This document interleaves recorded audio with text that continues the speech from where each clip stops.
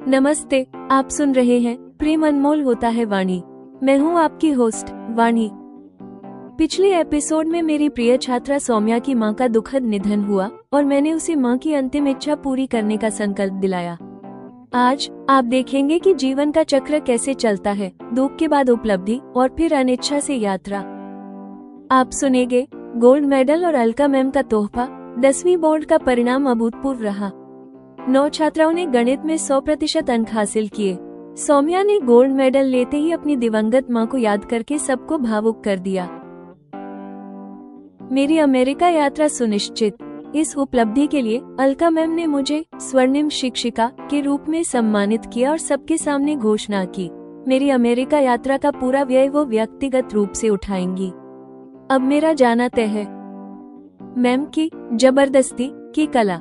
मैंने अंततः मैम से पूछ ही लिया। मैम, अंततः मुझे फंसा के ही दम लिया है आपने, और मैम भी हंसती हैं। लेकिन अमेरिका जाने से पहले मुझे एक और रहस्य जानना है। मैम ने पराग और राशील को विवाह के लिए कैसे सहमत कराया? डिनर के बाद मैम ने बताना शुरू किया, मैंने कोई जबरदस्ती नहीं की है। अलका मैम के बुलावे पर पराग भारत आ चुका है। वो अत्यंत प्रसन्न और उल्लासित है। अगले एपिसोड में आप सुनेंगे अलका मैम और पराग की वो निर्णायक बातचीत, जिसमें पराग को राशील के कलंकित अतीत का सामना करना होगा। क्या बचपन का एकांगी प्रेम एक दुष्ट व्यक्ति की यातनाओं को सहने वाली लड़की को स्वीकार कर पाएगा? जबरदस्ती की सहमति, अविस्मरणीय उपलब्धि और एक निर्णायक मुलाकात। प्रेम अनमोल होता है वाणी में आप सुनेंगे एपिसोड 29, नियति का गणित और अलका मैम की सहमति की कला। मैं घर से बाहर आई तो देखा योगेश एक 12 वर्ष के लड़के के साथ खड़े हैं। उन्होंने बताया ये सौम्या से छोटा उनका बेटा है। मैंने उसके सिर पर स्नेह से हाथ फेरा है। मैम, आपने आकर बड़ा ही कठिन काम कर दिया है। मैं समझ नहीं पा रहा था कि दुखी बेटी सौम्या को अपनी स्टडीज में लगने के लिए कैसे मनाऊं। योगेश मेरा आभार जता रहे हैं। मैं समझ गई हूँ। उन्होंने भी सौम्या और मेरे बीच हो रही बातें सुनी है। कल से अकेली सौम्या ही नहीं, ये प्यारा बेटा भी अपने स्कूल जाएगा, है ना? मैंने सौम्या के भाई के सिर पर हाथ रखा है। उसने सहमति में सिर हिलाया है। फिर वो नीचे देखने लगा है। स्कूटी से घर लौटते हुए मैं विचारों में खोई रही हूँ।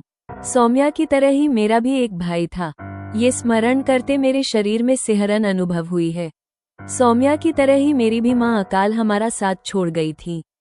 हे भगवान, आप सौम्या के भाई का कुछ वैसा नहीं करना जैसा मेरे भाई का हुआ था, अन्यथा मुझे भी सौम्या के जैसे ही आपको निष्ठुर स्वीकार करना पड़ेगा। एक तरह से मैं भगवान को धमका रही हूँ। जीवन रुकता कभी नहीं है, अपनी गति से निरंतर चलता जाता है। 10वीं के एग्जाम शुरू हुए हैं। मेरा पासपोर्ट आ गया है। मैम ने राशील को कहकर मेरे लिए एक फॉर्मल इनविटेशन बुलवा लिया है।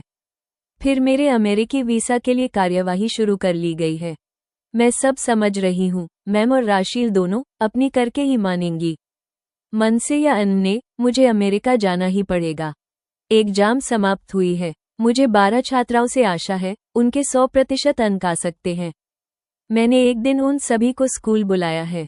उन्हें एग्जाम में आया गणित का प्रश्न पत्र पुनः हल करने दिया है।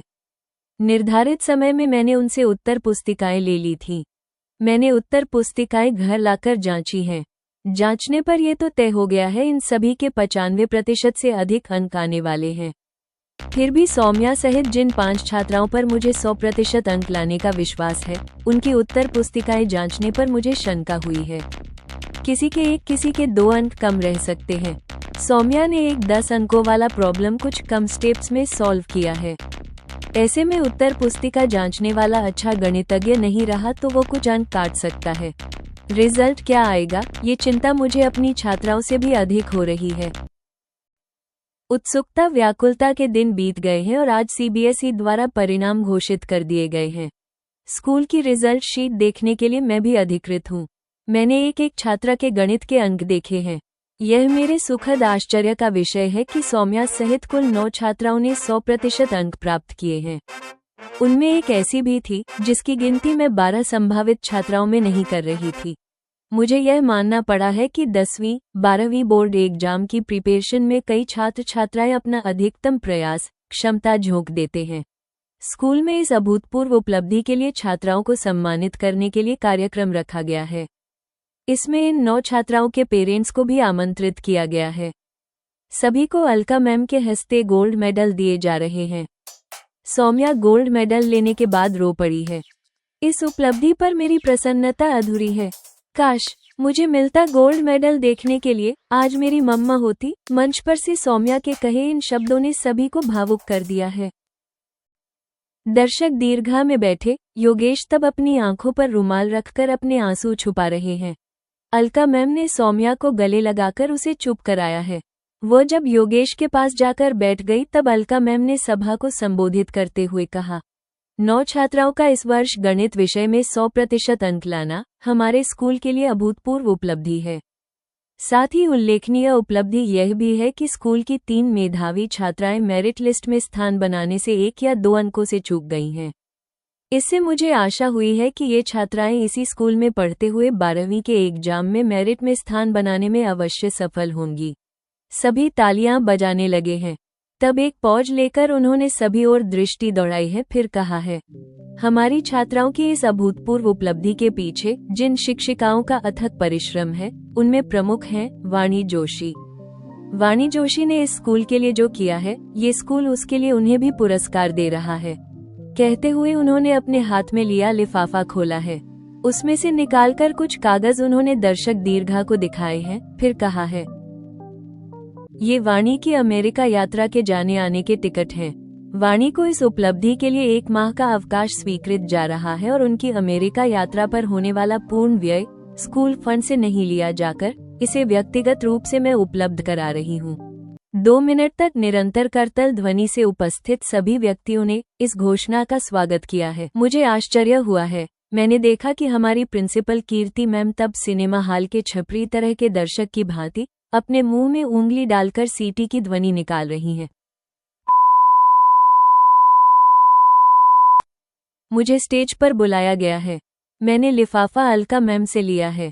फिर धीमे स्वर में उनसे कहा है, मैम अंततः मुझे फंसा के ही दम लिया है आपने।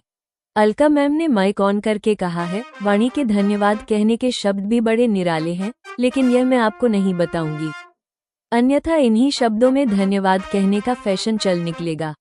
मैम की वाक्पटुता पर मैं अपनी हंसी नहीं रोक पाई हूँ। मेरी देखा देखी तब सभी हंसने लगे हैं।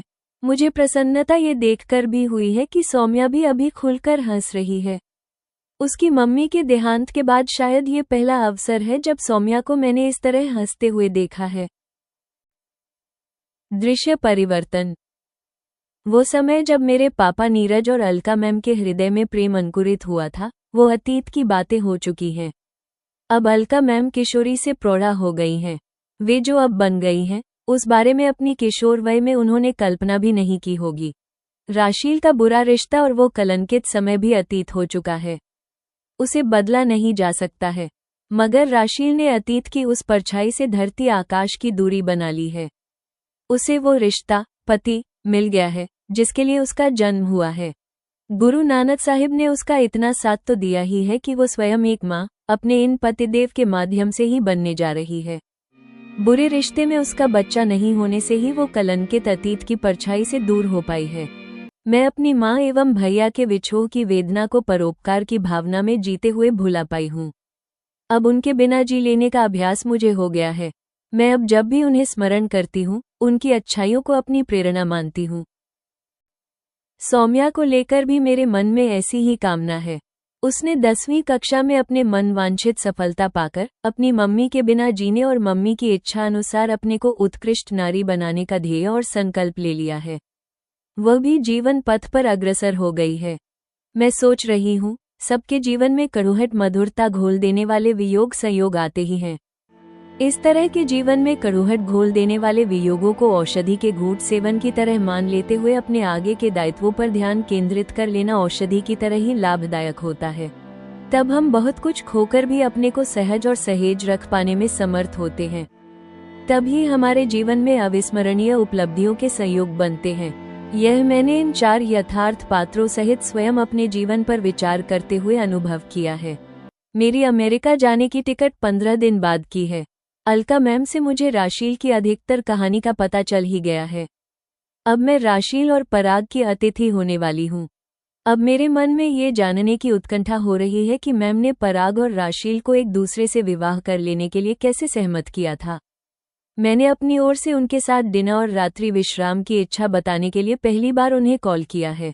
मैम, बहुत दिन हुए मैंने आपके साथ डिनर नहीं किया है। मैंने एक तरह से उन्हें स्मरण दिलाया है। आप अध्यापन कार्य में बहुत व्यस्त थी। इसी समय मेरी भी व्यस्तताएं रही थी, इसलिए मैं आपको बुला नहीं सकी। आपने बताया है तो हम आज ही रात्रि में मिल सकते हैं। प्रसन्नता से मैम ने मुझे आमंत्रित कर लिया है। डिनर कर लेने के बाद मैम और मैं साथ बैठे हैं। मैम, आप किसी को अपने चाहे अनुसार कैसे सहमत करा लेती हैं? मैं समझ गई हूँ। मैंने बात आरंभ की है। क्या आप ये कहना चाहती हो मैं आपको जबरन अमेरिका भेज रही हूँ? मैम ने हंसते हुए पूछा है। मैम, आप सही समझ रही हैं। अब जब मुझे राशील के घर रहने जाना है तो मैं आज उसकी ही बात करना चाहती हूँ।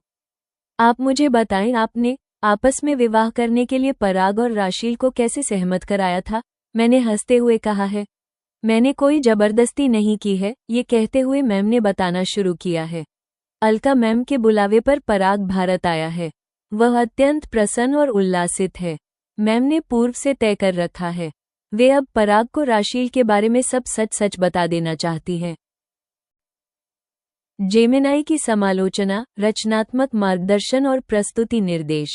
प्रिय श्रोताओं, एपिसोड 29 ने जीवन के विरोधाभासों को सामने रखा है।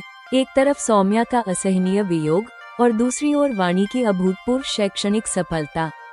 अलका मैम की कूटनीति ने अब वाणी को अमेरिका जाने के लिए बाध्य कर दिया है, जहां राशील की प्रेम कहानी का भेद बता दिया जाएगा। एपिसोड 29 की शक्ति और कथा विकास, वियोग और प्रेरणा। सौम्या का दुख। सौम्या की मां की इच्छा 100% अंक पूरी करने के बाद मंच पर रो पड़ना वियोग के गहन भावनात्मक आयाम को छूता है। वाणी का चिंतन। वाणी का औषधि के घूंट की तरह वियोग को स्वीकार कर दायित्वों पर ध्यान केंद्रित करने का दर्शन कहानी को गहरा दार्शनिक मोड़ देता है। पुरस्कार। कूटनीति। अलका मैम द्वारा व्यक्तिगत रूप से वाणी की अमेरिका यात्रा की घोषणा उनके स्नेह और अटूट नियंत्रण को दर्शाती है। प्रिंसिपल का सीटी बजाना और मैम का धन्यवाद वाली बात को गोपनीय रखना दृश्य में हास्य और मनोरंजन का तड़का लगाता है।